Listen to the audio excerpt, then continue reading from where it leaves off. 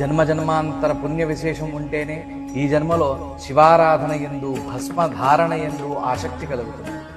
దీనినే పరాశర ఉపపురాణంలో ఈ విధంగా చెప్పబడింది.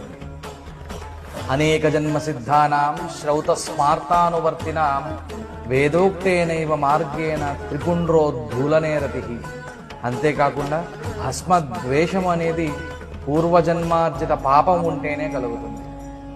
దీనినే సూత సంహితలో మహాపాతకయుక్తానాం జంతూనాం పూర్వజన్మసు త్రిపుండ్రోద్ధూలనే ద్వేషో జాయతే సదృఢం బూధా.